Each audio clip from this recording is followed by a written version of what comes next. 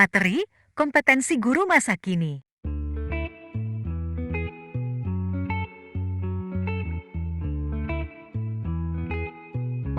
Perkenalkan, nama saya Ariansyah. Di sini saya akan menjelaskan tentang pengertian kompetensi guru masa kini. Kompetensi guru masa kini mengacu pada kombinasi keterampilan, pengetahuan, sikap, dan sifat-sifat yang diperlukan oleh guru dalam menghadapi tuntutan dan perubahan dalam dunia pendidikan yang terus berkembang.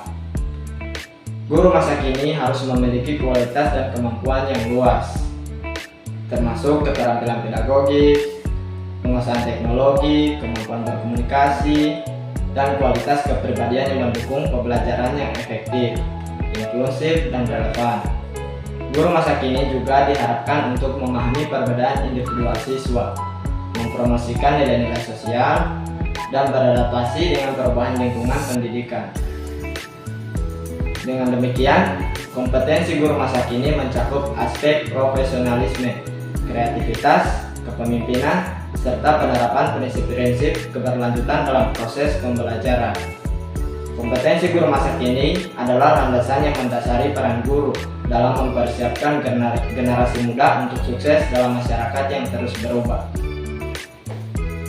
Adapun pengertian kompetensi guru menurut para ahli dapat bervariasi, tetapi umumnya mengacu pada gabungan pengetahuan, keterampilan, sikap, dan perilaku yang diperlukan oleh seorang guru untuk efektif dalam mengajar dan membimbing siswa. Beberapa definisi kompetensi guru dari para ahli termasuk yang pertama, Hagraves mengatakan bahwa kompetensi guru adalah kemampuan guru untuk memahami, mengembangkan, dan menerapkan pengetahuan, keterampilan, dan sikap yang diperlukan untuk memfasilitasi pembelajaran dengan efektif. Yang kedua, Darling dan Hammond mengatakan bahwa kompetensi guru mencakup pemahaman mendalam tentang mata pelajaran yang diajarkan, kemampuan dalam merencanakan dan mengelola pembelajaran, serta kemampuan dalam berinteraksi dengan siswa dan masyarakat. Yang ketiga, Marzano mengatakan bahwa kompetensi guru mencakup penguasaan isi pelajaran, kemampuan dalam mengajar, pengelolaan kelas, serta kemampuan untuk mengevaluasi dan meningkatkan pembelajaran siswa. Penting untuk diingat bahwa definisi kompetensi guru dapat berbeda-beda di berbagai konteks dan negara. Tetapi intinya bahwa guru perlu memiliki pengetahuan yang kuat, keterampilan mengajar yang baik, serta sikap positif untuk menjadi efektif dalam peran mereka. Dalam Undang-Undang Nomor 14 Tahun 2005 disebutkan ada 4 kompetensi yang harus dikuasai guru, sehingga guru diakui sebagai seorang pendidik yang profesional, yaitu kompetensi pedagogis, kompetensi kepribadian, kompetensi sosial, dan kompetensi profesional. Mungkin itu saja yang bisa saya sampaikan. Selanjutnya dari keempat kompetensi itu nanti akan dilanjutkan oleh rekan-rekan saya. Oke, di sini saya akan menjelaskan materi kompetensi pedagogis. Kompetensi pedagogis mengacu pada keterampilan dan pengetahuan guru dalam merencanakan, melaksanakan, dan mengevaluasi pembelajaran. Ini adalah salah satu bentuk aspek penting dari kompetensi guru yang memungkinkan mereka untuk menjadi fasilitator pembelajaran yang efektif.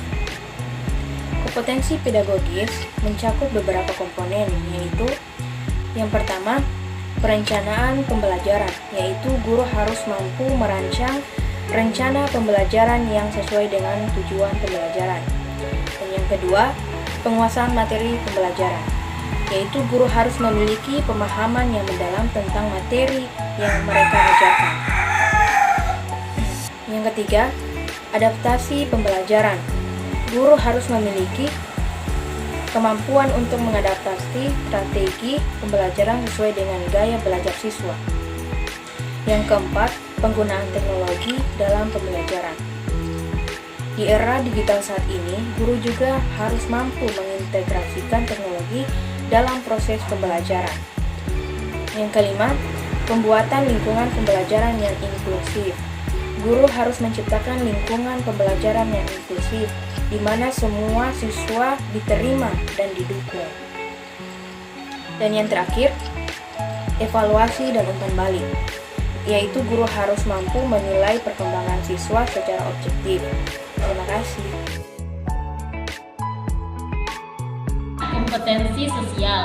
Dalam konteks guru, kompetensi sosial adalah kemampuan seorang guru berinteraksi, berkomunikasi, dan berkolaborasi dengan berbagai pihak termasuk siswa, rekan kerja, orang tua, dan komunitas. Ini mencakup beberapa aspek. Yang pertama, kemampuan komunikasi guru. Harus mampu berkomunikasi dengan jelas, baik secara lisan maupun tertulis. Mereka harus dapat menyampaikan informasi dengan efektif kepada siswa, orang tua, dan rekan kerja. Kemampuan mendengarkan dengan penuh perhatian juga penting dalam berkomunikasi. Yang kedua, kemampuan memahami dan menghargai keberagaman. Guru perlu memiliki pemahaman yang mendalam tentang keberagaman dalam kelas dan masyarakat.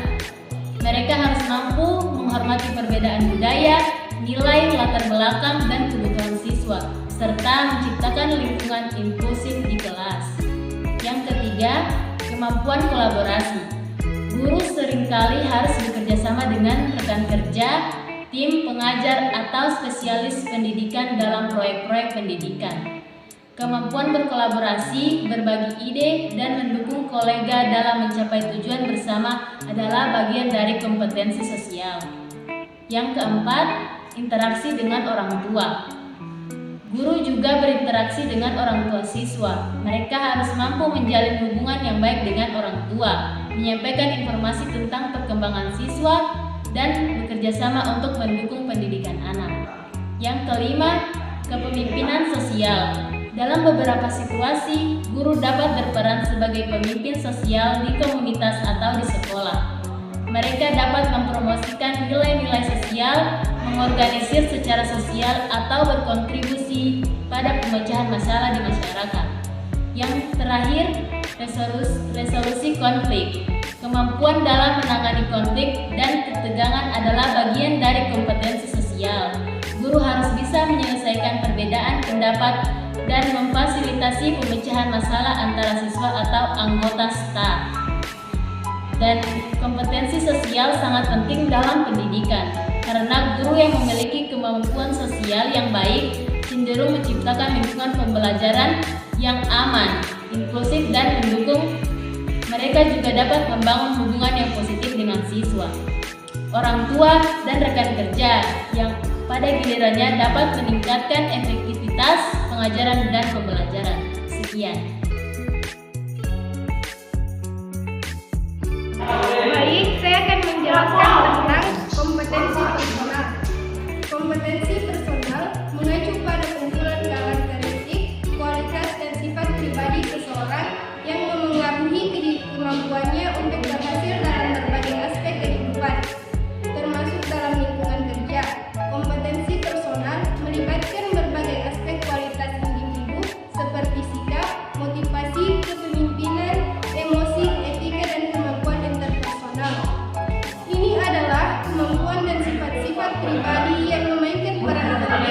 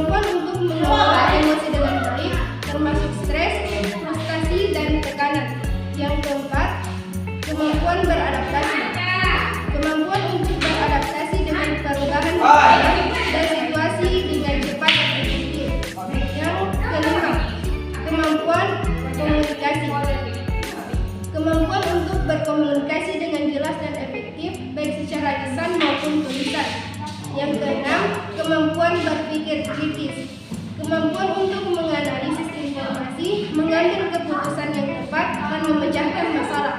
Yang ketujuh, etika kerja. Komitmen untuk bertindak dengan integritas dan moralitas dalam konteks pekerjaan dan kehidupan pribadi. Yang terakhir, kemampuan interpersonal. Kemampuan untuk berinteraksi dengan orang lain dengan baik, membangun hubungan yang kuat, dan bekerja sama dalam tim. Itulah 8 contoh kompetensi personal. Kompetensi personal sangat penting dalam mencapai kesuksesan dalam karir dan kehidupan sehari-hari. Mereka dapat membantu individu untuk meraih tujuan pribadi, berkontribusi dalam pekerjaan, dan menjalin hubungan yang positif dengan orang lain. Sekian. Saya akan melanjutkan materi yang telah disampaikan oleh teman-teman saya tentang kompetensi guru masa kini. Saya akan melanjutkannya dengan kompetensi profesional. Oke, beda dengan kompetensi yang lainnya. Kompetensi profesional mengacu pada kombinasi pengetahuan, keterampilan, pengalaman, dan kemampuan yang dimiliki oleh seseorang dalam suatu bidang atau pekerjaan tertentu. Ini adalah kemampuan yang memungkinkan seseorang untuk berhasil dalam pekerjaan mereka dan mencapai hasil yang diharapkan dalam lingkungan kerja. Kompetensi profesional sangat penting dalam berbagai profesi dan disiplin ilmu, dan mereka dapat bervariasi tergantung pada bidang atau pekerjaan yang bersangkutan. Nah, kompetensi profesional ini memiliki beberapa contoh guys ya. Pertama itu meliputi 1. Pengetahuan teknis. Pengetahuan teknis ini merupakan pengetahuan mendalam tentang konsep, prinsip, dan praktik yang terkait dengan bidang pekerjaan tertentu. Ini mencakup pemahaman yang kuat tentang teori, metode, dan alat yang digunakan dalam pekerjaan tersebut. Yang kedua yaitu keterampilan teknis. Kemampuan praktis untuk menerapkan pengetahuan dalam situasi nyata. Ini bisa berupa keterampilan fisik seperti penggunaan alat-alat khusus atau keterampilan komputasi seperti penggunaan perangkat lunak dan sistem yang relevan. Yang ketiga yaitu kemampuan analitis. Nah, ini adalah kemampuan untuk menganalisis informasi, data, atau masalah yang kompleks dalam konteks pekerjaan dan membuat keputusan yang baik berdasarkan analisis tersebut. Yang keempat yaitu kemampuan komunikasi. Untuk yang satu ini adalah kemampuan untuk berkomunikasi dengan baik secara lisan dan tertulis, baik dengan rekan kerja maupun dengan pihak-pihak yang terlibat. Yang kelima adalah kemampuan manajerial. Nah, ini adalah kemampuan untuk mengatur waktu, sumber daya, dan tim dengan efektif. Ini juga bisa mencakup kemampuan mengambil keputusan strategis dan mengelola proyek. Nah, yang keenam yaitu pemahaman etika dan profesionalisme. Ini merupakan kesadaran dan komitmen terhadap kode etik dan standar profesional yang berlaku dalam bidang pekerjaan tertentu. Nah, dan yang ketujuh, yang terakhir, yaitu kemampuan beradaptasi. Ini adalah kemampuan untuk berubah dan mengembangkan diri sesuai dengan perkembangan dalam bidang pekerjaan atau industri. Nah, kesimpulan kompetensi yang satu ini, kompetensi profesional sangat penting dalam menggambarkan kemampuan individu untuk melakukan pekerjaan mereka dengan baik dan berkembang dalam karir mereka. Mereka sering digunakan sebagai panduan dalam proses perekrutan, pelatihan, pengembangan, dan penilaian kinerja dalam lingkungan kerja.